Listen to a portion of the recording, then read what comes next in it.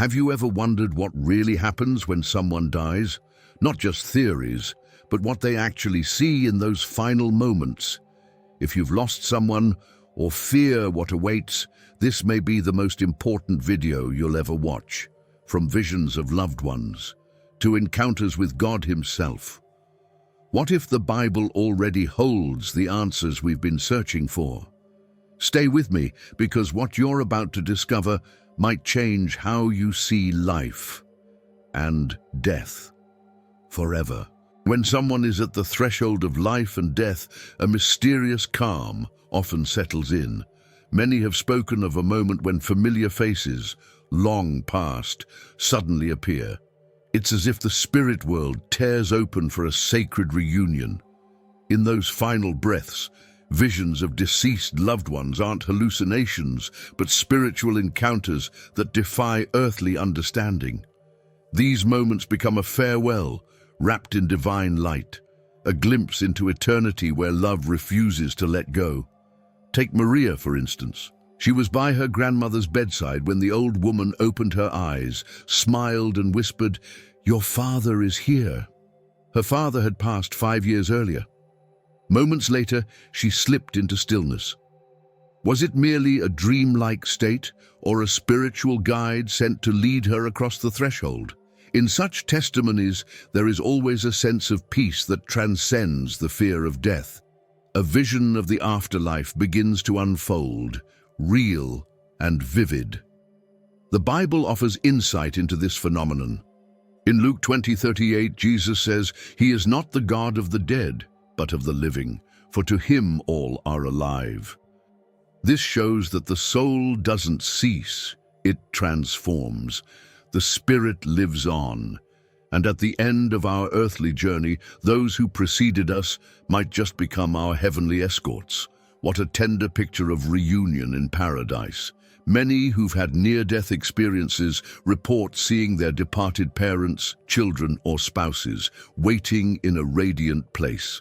They're not ghosts. They're part of the divine welcoming party, reminders that death is not abandonment, but a homecoming. Their presence speaks not only of heaven, but of the eternal bond that cannot be broken by time or even the grave. There's something deeply reassuring in knowing that love does not end. These encounters are not meant to keep us bound to the past, but to assure us of a future, an eternity prepared for those who believe.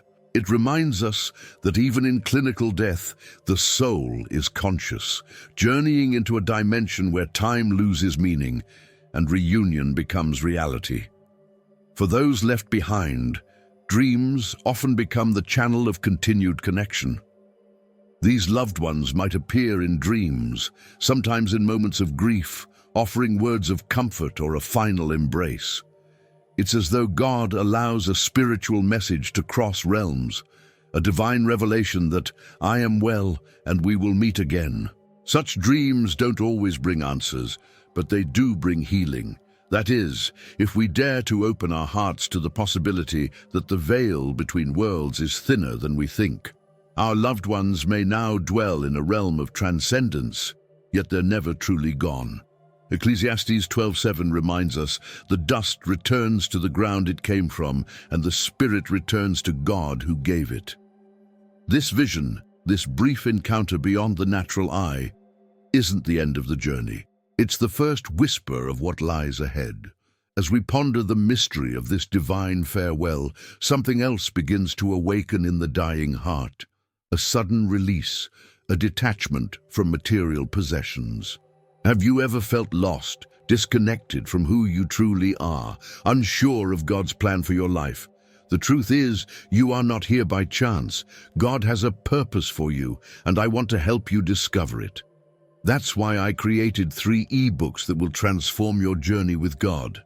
Click the link in the pinned comment and start your transformation now. In those sacred final hours, something strange often happens. People stop asking for their phone, their wallet, or even their trophies. The things that once felt so important suddenly fade. There's a quiet clarity that takes over. They begin to detach from material possessions, as if the soul instinctively knows, I can't take any of this with me. And it's true. What use are gold watches in eternity? Clara, a successful entrepreneur, spent her last weeks giving away her belongings. To her nurse, she said, "I thought I needed these things to prove I mattered. Now I just want to leave peace behind." That kind of shift isn't common in our fast-paced world, but at the edge of life, everything unnecessary is stripped away. The spirit prepares for the next stage of its journey, not weighed down, but light, free. The Bible touches deeply on this. In Matthew 6:19-21, Jesus teaches, "Do not store up for yourselves treasures on earth, but store up for yourselves treasures in heaven, for where your treasure is, there your heart will be also." Those words hit different when time is running out. In those moments, the heart no longer clings to houses or cars, but begins to seek what is eternal: love, forgiveness, purpose. We spend our whole lives accumulating, building, decorating, yet none of it crosses with us into the spiritual world. All that remains is the legacy we built with our actions and love. Life after death doesn't honor how many zeros were in your bank account, but how many lives you touched with grace and compassion. Detachment, then, isn't loss, it's liberation. Think of a traveler preparing to board a flight to a distant land. He leaves behind everything that won't pass security.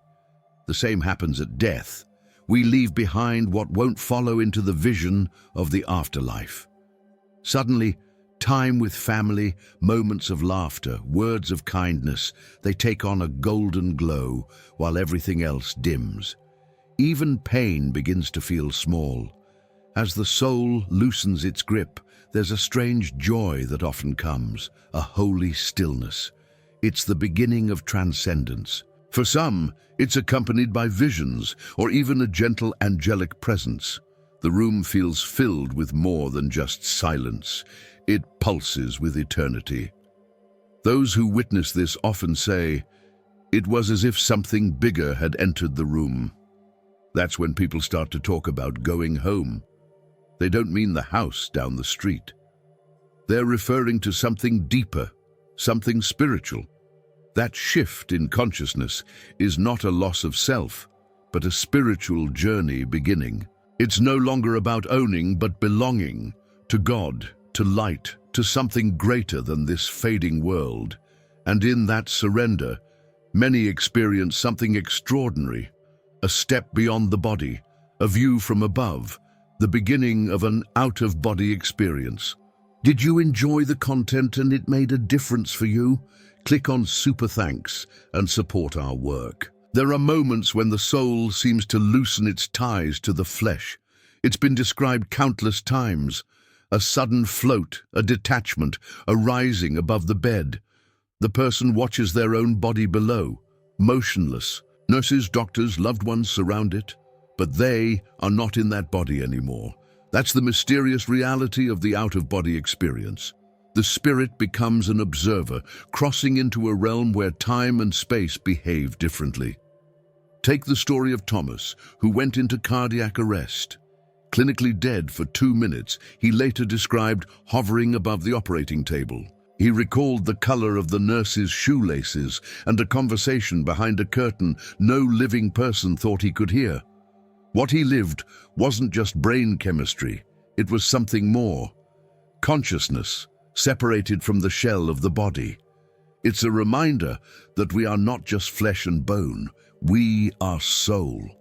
The Apostle Paul had a similar mystery. In 2 Corinthians 12:2-4, he speaks of a man, likely himself, who was caught up to the third heaven. He says, "Whether in the body or out of the body, I do not know, God knows."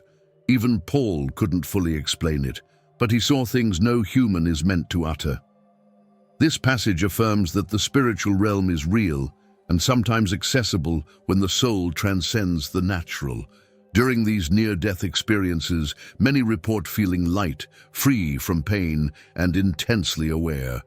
It's not a dream. It feels more real than real. That phrase comes up often. Some even describe passing through walls or seeing loved ones waiting in the distance. There's usually a bright light, and with it, an overwhelming sense of peace. This isn't just imagination, It's spiritual awakening at the edge of life. Interestingly, the fear of death often vanishes after such experiences. Why? Because they tasted what's beyond. There's a clarity in their eyes when they return. I know now, they say, that this life isn't the end. For them, death loses its sting. The spirit has seen too much to fear anymore. They come back changed, gentler, wiser, less attached to the superficial. This separation, this rising, is not just symbolic. It marks the soul's preparation for the next chapter. Some report seeing angelic presences or hearing music that words cannot describe. A spiritual guide may appear, often someone familiar, leading them onward. There's no rush, no pressure, just an invitation to follow the light, to enter something sacred and beautiful. In these moments, many describe feeling a love that cannot be described, pure, total, divine. It's not a theory, it's an encounter. The out-of-body experience then becomes a turning point, not just for the one experiencing it, but for the family watching. Because something changes, the room feels full, time pauses, eternity whispers.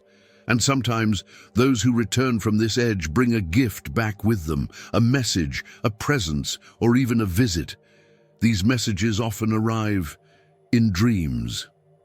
Sometimes after someone has passed away, they return, not in flesh but in dreams, not as a memory but as a presence. The bereaved often describe these encounters as vivid, emotional, and more real than a regular dream. It's not a random mental replay. It's as if the soul of a loved one crosses over just for a moment to say, "I'm okay." These dream visits are part of the spiritual journey of both the living and the departed. Elena had just buried her mother. Days later, her grief still raw. She dreamed of her mother sitting beside her in the kitchen. She didn't speak much, just smiled, touched Eleanor's hand, and faded away. The sense of peace Eleanor felt when she woke was indescribable. She knew deep inside that this was no coincidence. It was a farewell, a sacred appearance beyond the veil of sleep. Job 33, 14-15 gives us insight. For God does speak, now one way, now another, though man may not perceive it. In a dream, in a vision of the night, when deep sleep falls on men. The Bible validates that God, and even his messengers, can speak to us while we sleep.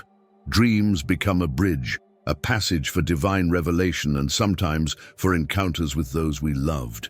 These dreams are usually marked by intense emotion and detail. People often wake up in tears or with a deep calm. Some receive messages, "Forgive your brother," or "Take care of your father." Others feel only presence, a soft reassurance that love hasn't died, only changed form. Whether it's a spirit appearing to comfort or to guide, the experience often changes the person forever. A recurring pattern in testimonies is that the dream happens when it's needed most, during a birthday, anniversary, or a moment of crisis.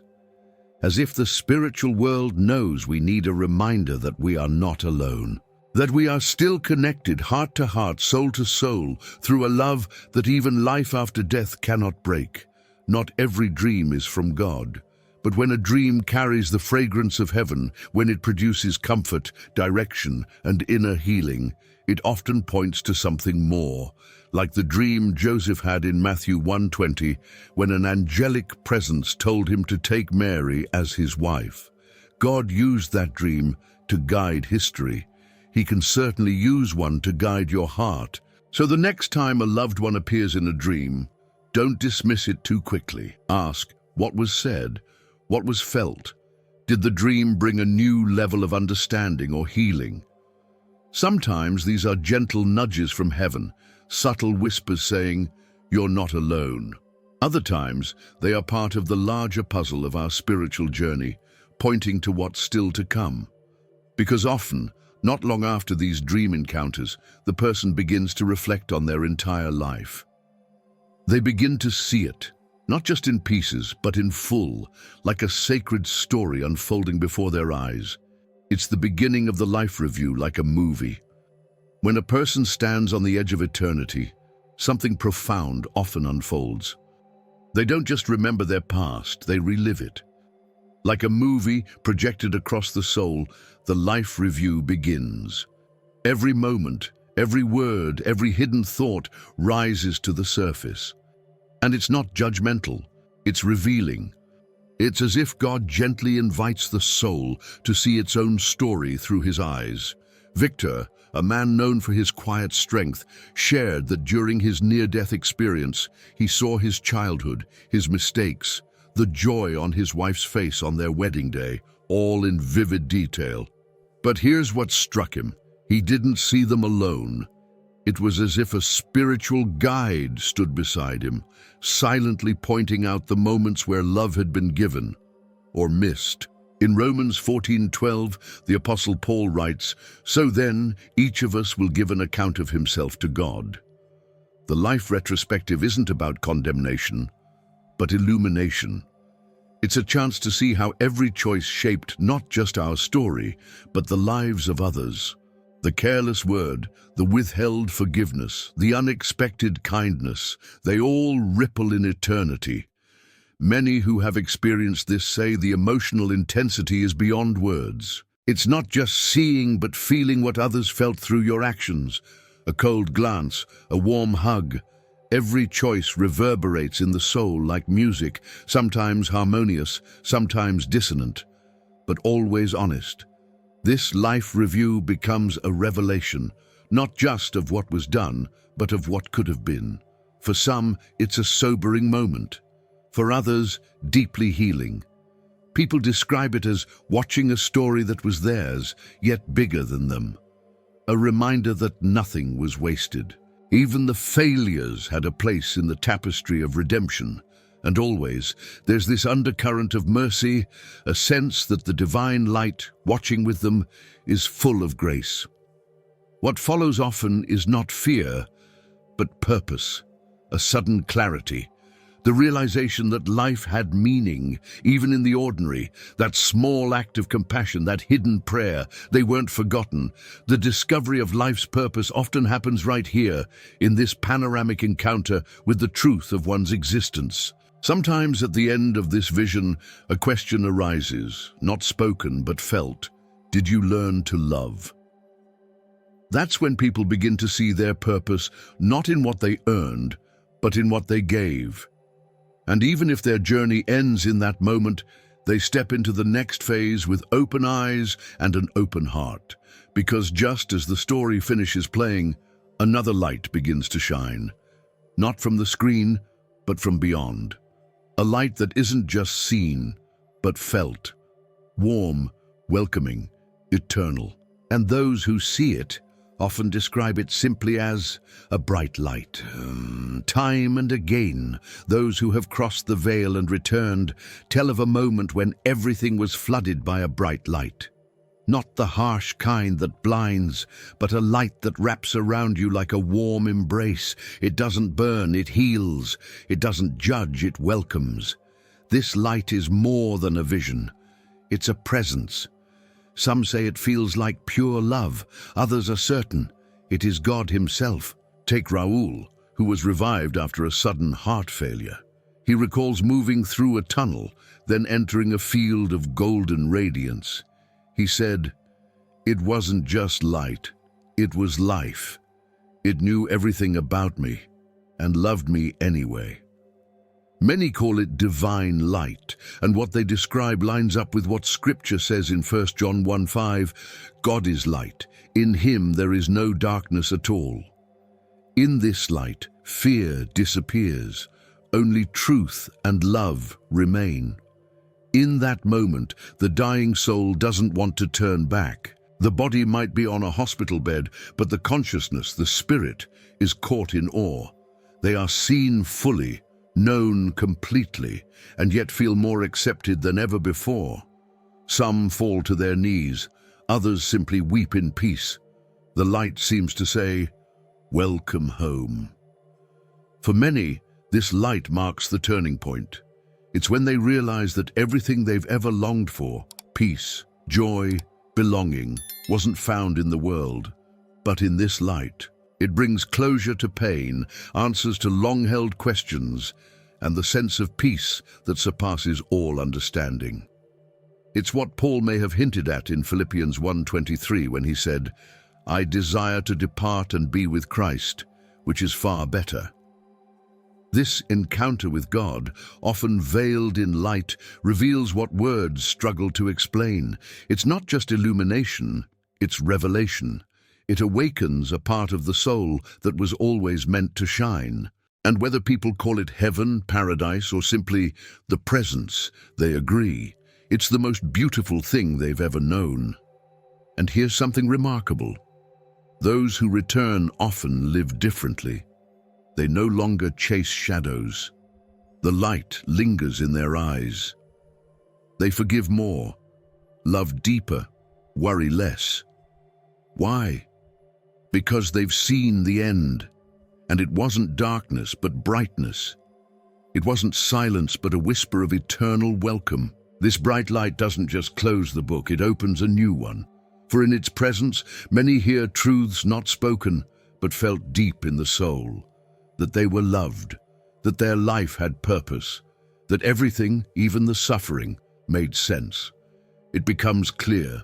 Discovery of life's purpose isn't something you earn, it's something you awaken to. And so, as the light surrounds them, something else begins to stir, a realization, soft yet overwhelming. I was here for a reason. There's a moment after the light has embraced the soul when clarity emerges like never before. Suddenly, life isn't just a series of events. It's a story with a pattern, a design, a thread of divine intention. People often describe this as the discovery of life's purpose, not in grand achievements or wealth, but in the quiet, meaningful choices, the love they gave, the forgiveness they offered, the kindness they sowed when no one was watching. For Marta, who faced a near-death experience during surgery, it was this realization that changed her life. She had spent years doubting if her life mattered, but in that moment, beyond time, she saw how each sacrifice, each prayer, even her silent tears had built something eternal. When she came back, her words were simple but powerful. "Now I know why I lived." That's the heart of divine revelation, understanding not just that you lived, but why. Ephesians 2:10 says, "For we are God's handiwork, created in Christ Jesus to do good works, which God prepared in advance for us to do." This verse isn't just theology, it's personal. In the final hours or in spiritual glimpses, many see how their life aligned with or strayed from this divine script, and they're not met with shame, but invitation. Come deeper into what I created you for. That's the miracle. Purpose doesn't always arrive with trumpet sounds. Sometimes it's whispered in the arms of a child you raised, or in the neighbor you forgave. It's seen in the legacy of love more than in a resume of accomplishments. The spiritual journey becomes a reflection not of success, but of surrender, letting God shape each day into something eternal. And here's the grace. Even those who feel they wasted years often see how God can redeem it all. The broken pieces become part of the mosaic. The missed chances, the regrets, they're not ignored. They're reframed by mercy. God's purpose isn't fragile. It weaves through every detour, every failure, every prayer said in the dark. Once this purpose is revealed, many feel a new strength. They want to go back and live better, love deeper, laugh louder. They no longer fear death.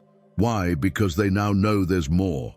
That life is just the beginning of something grand, something prepared, something eternal. They've touched transcendence, and they'll never be the same. And for some, this revelation is paired with a glimpse of what's next. Not just peace, but place. A realm where beauty defies words, where colors sing and time no longer binds. It's the vision of the afterlife, and it calls the soul forward. As the soul draws closer to the threshold, many report seeing something beyond human language, a place so radiant, so full of peace, it could only be described as paradise. This vision of the afterlife is not always the same in detail, but it carries the same essence: beauty, joy, belonging. Some describe endless fields of light. Others walk through gardens where the air itself seems to sing. All agree, it feels like home. Javier, who briefly died during a motorcycle accident, recalls standing before a vast landscape that pulsed with love. He saw colors he couldn't name and heard music that seemed to come from inside his soul. It was like every good thing I'd ever felt was woven into one eternal moment, he said. I knew I was safe. I knew I was where I came from. Such transcendence doesn't erase the earthly life, it fulfills it. Jesus himself gave glimpses of this realm. In John 14:2-3, he promised, "In my Father's house are many rooms. I go to prepare a place for you." This is no metaphor. It's a divine truth. There is a spiritual world awaiting those who believe. Heaven is not just a reward, it's a continuation, a restoration, a reunion. And in these moments of crossing over, people often taste it before fully entering. Many describe meeting angelic presences at the entrance or seeing a gate of sorts. Some even witness children running, laughter echoing, or rivers of light flowing through peaceful valleys. It's not fantasy, it's a deeper reality, briefly unveiled. And in that vision, every pain, every fear, every sorrow melts away. All that remains is love. Pure, unfiltered, eternal love. The soul recognizes this place. Even if the mind can't describe it, the heart knows, this is what I was made for. It's the country Abraham longed for, a better country, a heavenly one. Hebrews 11:16. That longing lives in all of us, buried beneath our daily distractions. But in these sacred glimpses, it surfaces in full bloom. What's even more beautiful is how these visions often reflect a person's journey. A mother who served with compassion sees children running to greet her. A pastor who preached in hidden places sees the fruits of his labor glowing like stars. These aren't rewards in the human sense. They're reflections of a soul that has loved well. It's a life review turned into eternal celebration. And yet, the afterlife isn't just a place, it's a presence, the presence of the one who made us. For many, this vision culminates not in scenery, but in an overwhelming awareness that someone is approaching.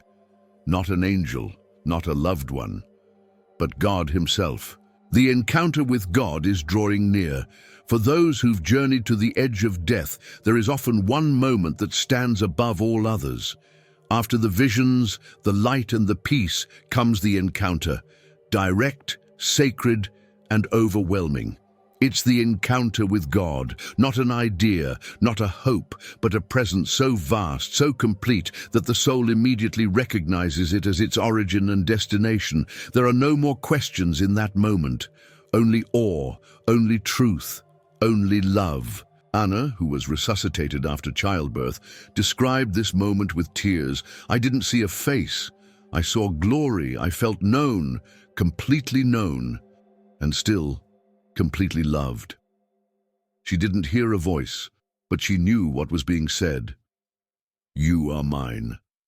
Many describe it this way, not as judgment, but as acceptance, not as a courtroom, but as home. The spirit finally finds rest in the one who made it. Scripture supports such a divine encounter. In Revelation 21:3, John writes, "Behold, the dwelling place of God is with man. He will dwell with them, and they will be his people, and God himself will be with them." What many experience on the brink of death is this very reality. The Creator making himself known, not in wrath, but in radiant, overwhelming compassion.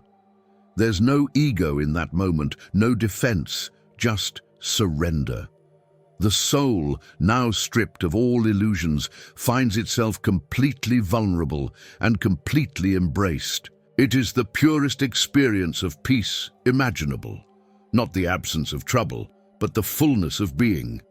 The very atmosphere of God's presence seems to communicate, "You are enough. You are loved. Welcome." This divine meeting reshapes everything. Even for those who return to life, the mark is permanent. They no longer fear death, for they have already seen the other side and found not darkness, but light, not silence, but the heartbeat of love, eternal. And for those who do not return, that encounter becomes the beginning of everlasting communion. The encounter with God is the crowning moment of every soul's journey. It is what gives meaning to every trial, significance to every sacrifice, and hope to every ending. To meet God, not as a distant judge, but as an intimate Father, is the ultimate fulfillment of life's deepest longing. In His presence, the soul finds its true identity, its eternal belonging, and its perfect joy. This is the destination for which we were created, and to arrive there is not the end, but the final fulfillment of everything our hearts ever longed for. If what you heard today stirred something in your soul, don't ignore it. Life is fragile, but eternity is real. Let these truths guide how you live, love, and forgive, starting today. Ask yourself, am I ready for what comes next? Am I living with purpose or just passing time? Open your Bible. Talk to God. Share this with someone who needs hope. And if this message touched you, subscribe to the channel, hit the bell, and walk with us as we uncover the deeper truths of life and beyond. You've seen what happens when life ends, but what if the real test comes before that, when everything is taken from you? In the next video, uncover the shocking secret behind Job's suffering and why every believer needs to understand it.